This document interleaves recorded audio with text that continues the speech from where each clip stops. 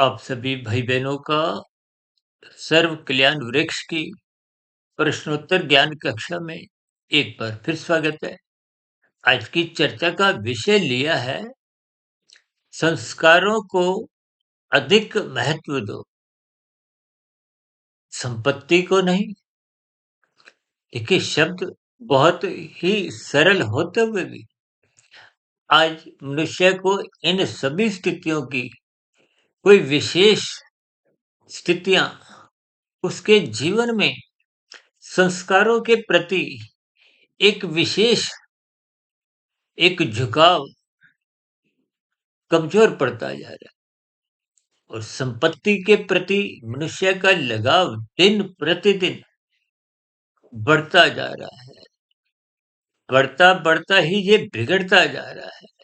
ये सभी स्थितियां आपके हमारे जीवन में धर्म के प्रति कमजोरी लाती हैं। जब धर्म कमजोर होता है तो संस्कारों की स्थितियां जो पहले आपके हमारे कारण शरीर में एक शुभ संस्कार के रूप में आपके हमारे जीवन को एक मर्यादित रखती थी, उस मर्यादा में कमजोरी आने लगी है, जिसके फलस्वरूप आपकी हमारी दिनचर्या बिगड़ती जा रही है।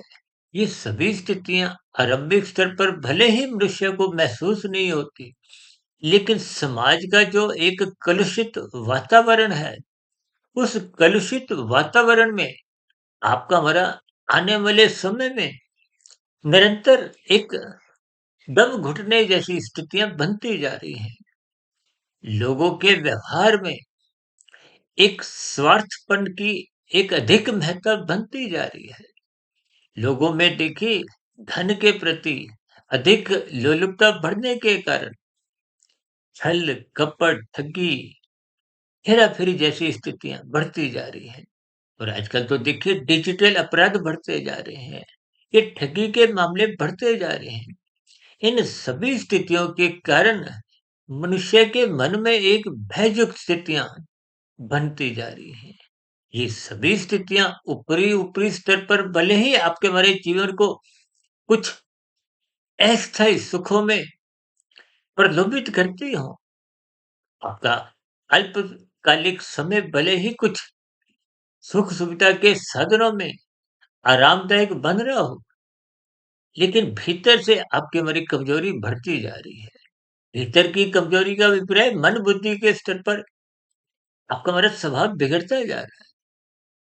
ये बिगड़ी हुई स्थितियां आपके हमारे कार्यशरीर के जो पहले शुभ संस्कार बने हुए थे, जो आपके हमारे जीवन को एक व्यवस्थित कर रखते थे, उनमें निरंतर कमजोरी बढ़ते बढ़ते आपके हमारे कारण शरीर में भी केवल बुरे संस्कार ही नए सिरे से अपना दबदबा बढ़ाते जा रहे हैं। इसके फलस्वरूप समाज में विभिन्न प्रकार की विसंगतियां दिखाई देती हैं। लोगों के व्यवहार में एक सहनशीलता एक साधारण स्तर पर भी दिखाई नहीं देती। सर, आप देखते हो ना, एक रोड रेज की स्थितियां, क्योंकि यातायात का संबंध एक साधारण मनुष्य का बना रहता है और स्पर्धा की स्थितियों में यातायात के नियमों का जब मनुष्य पालन नहीं करता, तो विभिन्न प्रकार की कुछ अराजक स्थितियां समाज में एक रोड रेज के नाम से कहा-सुनी की स्थितियों पर हो जाती है। फिर कब हाथापाई हो जाती है और कुछ विपरीत परिस्थितियों में कुछ एक हत्या जैसी भी स्थितियां कहीं-कहीं देखने को मिलती है। तो ये सभी स्थितियां दिन प्रतिदिन जो आपके हमारे संस्कारों की बिगड़ती हुई स्थितियां हैं और संस्कारों की बिगड़ती हुई स्थितियों के कारण ही मन बुद्धि के स्तर पर आपके हमारे विचार दूषित बनते जा रहे हैं। ये दूषित विचार ही आपके मेरे स्थूल शरीर के स्तर पर मनुष्य को कानून का उल्लंघन भी करवाने में सहायक बनते हैं और शास्त्र विरुद्ध कब मनुष्य कितने पाप कर्म करता हुआ अपना कर्माशय बिगाड़ता जाता है। देखिए, मनुष्य की मरने के बाद की जो एक स्थितियां हैं, वो संपत्ति के आधार पर निर्धारित नहीं होती, संस्कारों के आधार पे निर्धारित होती है। देखिए, संस्कारों का अभिप्राय संस्कारों से भी होता है, कर्माशय से भी होता है।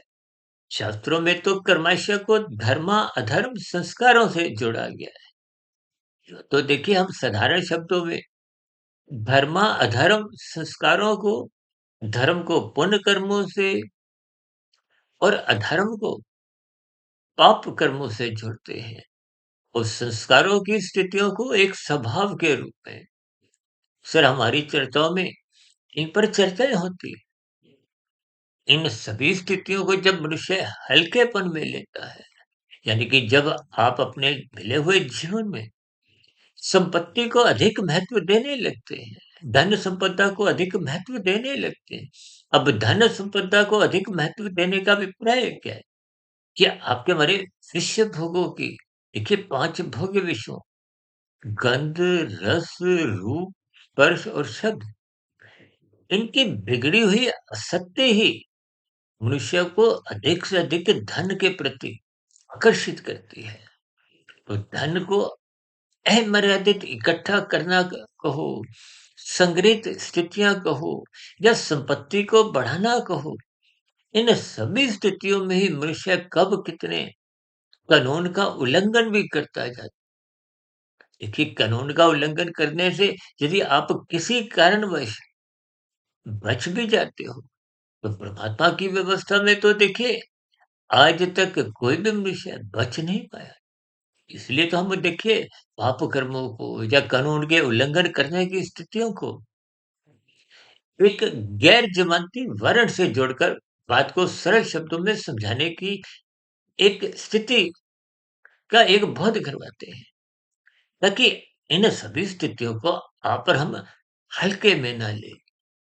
देखिए, जब मनुष्य बात को हल्केपन में लेता है, तो मनुष्य में इन बुराइयों के प्रति एक विशेष एक रुचि बनी रहती है। मनुष्य पाप कर्म करने से हिचकता नहीं है।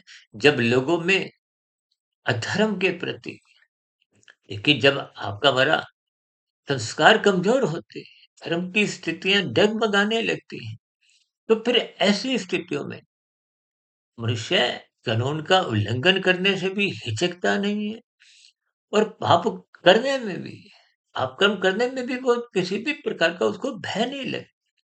और यही निरंतर पाप कर्म होना आज मनुष्य का एक स्वभाव बनता जा रहा है। मनुष्य एक दिन में हजारों लाखों पाप कर्म कर जाता है।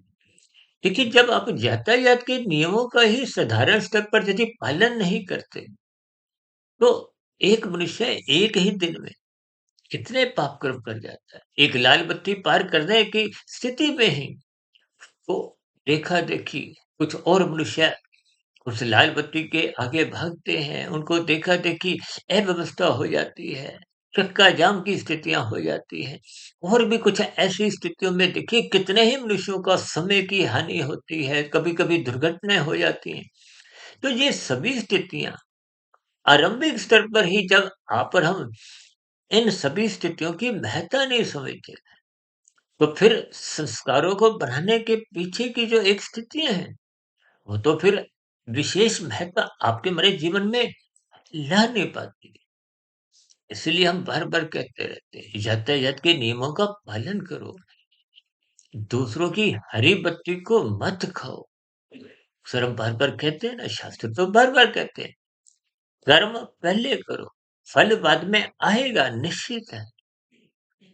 दूसरे का हिस्सा, दूसरे का फल मत खाओ। दूसरे का फल खाते ही आपको हमें उसका दंड भुगतना होता है।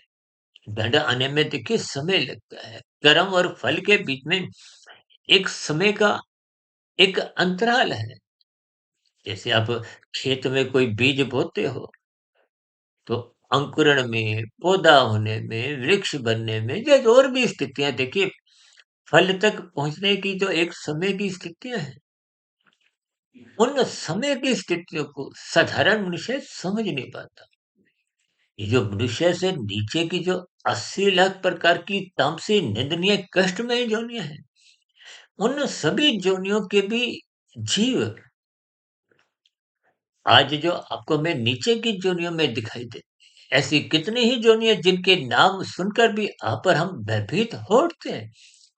उन सभी जोनियों में जितने भी जीव हैं, वो भी कभी न कभी आपके हमारे समान देखिए मनुष्य योनि में थे।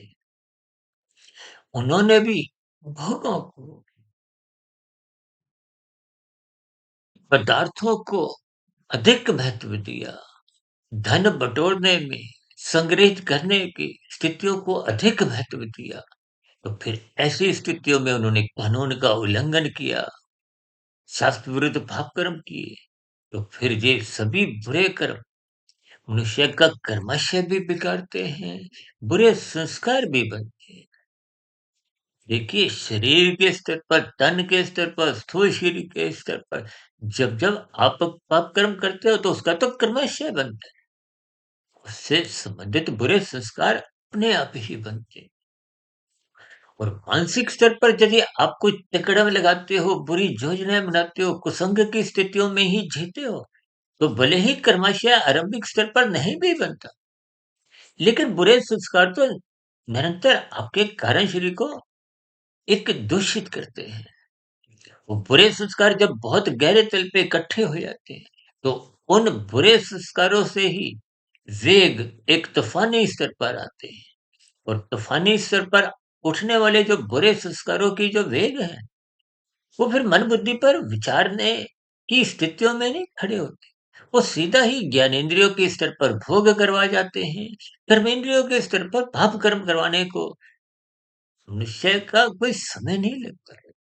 कभी-कभी देखिए न्यायालयों में भी ऐसी स्थितियाँ सामने आती हैं कि हत्यारे ने ऐसा स्वीकार किया कि मैं हत्या करना तो नहीं चाहता था, मैं बलात्कार की स्थितियों से गुजरना तो नहीं चाहता था, लेकिन उस समय विशेष में कुछ ऐसे बुरे वेग मेरे मन बुद्धि के स्तर पर आ गए, तो ये स्थितियाँ हमें किस दिशा की ओर ले जा रही है, इन पर आपको हमें चिंतन करना होगा।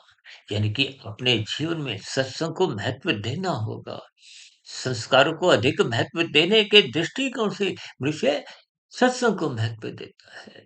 सत्संग को अधिक महत्व देने पर आपको में श्रद्धापूर्वक सत्संग करना एक अनिवार्य स्थिति है। शास्त्र तो पहले ही आगाह करते हैं कि जो मनुष्य सत्संग नहीं करता उसके जीवन में पशु वृत्तियाँ पनपने की संभावनाएँ हैं। वो पशु वृत्तियाँ जब पनपती हैं तो फिर वो कब कितने स्तर पर नाचने लगती है।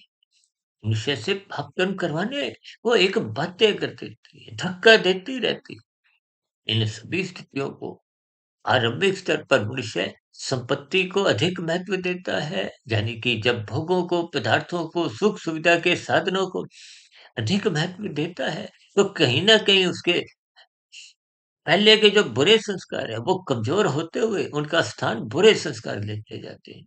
इसलिए आज हमने देखिए संपत्ति की जगह संस्कारों को ही अधिक महत्व देने की आप भाई-बहनों से हाथ जोड़ के एक विनती की है, ताकि समाज में एक सहयोग की भावना, भाईचारे की भावना, एक-दूसरे के प्रति एक समर्पण की भावना उत्पन्न हो।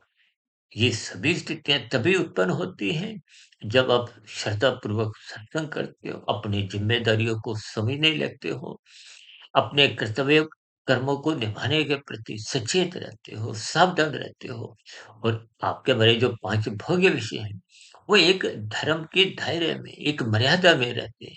तो ऐसी सभी शुभ स्थितियाँ बनाने के लिए हमें सचेत रहना चाहिए, ताकि कि हमारे धाराश्री में शुभ संस्कार निरंतर बनते रहें और संपत्ति की स्थितियाँ एक मर्यादा में रहें और ये मर्यादा में तभी रह पाती हैं जब आपकी हमारी भोग इच्छाएँ 24/7 ना रहते हुए एक मर्यादित रहती हैं। जीवन की आवश्यकताओं की पूर्ति हो, परिवार का लालन-पालन की एक ज़िम्मेदारियों को आप और हम निभा सकें, समाज के प्रति, देश के प्रति, एक प्रकृति के वातावरण के प्रति कि हमारी जो-जो कर्तव्य हैं, ज़िम्मेदारी हैं, उन सभी को आपको हमें ईमानदारी पूर्वक निभाते हुए अपने भीतर शुभ संस्कार बनाने होंगे। ऐसी सभी सात्विक शुभ स्थितियाँ आप भी बनाइए।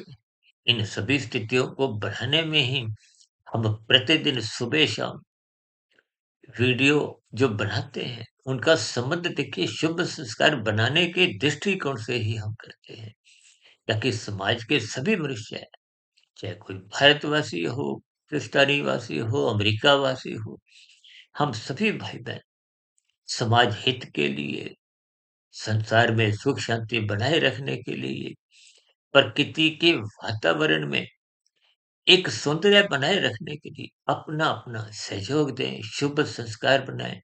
इन्हीं शुभकामनाओं के साथ चर्चा विशेष को अब यहीं विश्राम देते हैं। कल सुबह फिर मिलते हैं ब्रह्म मुहूर्त ज्ञान उपदेश कक्षा में। तब तक आप अपने आध्यात्मिक मित्र सुधीर भाटिया फकीर को इजाज़त दें। फिर भी वीडियो संबंधित कोई बात आपको समझ नहीं आई हो या मेरी कही गई बातें आपको तर्क संगत सही नहीं लगी हो या कही गई बातों पर आपकी किसी प्रकार की कोई आपत्ति हो, शिकायत हो, तो आपके प्रश्नों का, सुझावों का और शिकायतों का नीचे दिए गए कमेंट्स बॉक्स पर सदा ही स्वागत है। इस चर्चा विशेष को ध्यानपूर्वक, धैर्यपूर्वक और गंभीरतापूर्वक सुनने के लिए आप सभी भाई-बहनों का बहुत-बहुत धन्यवाद।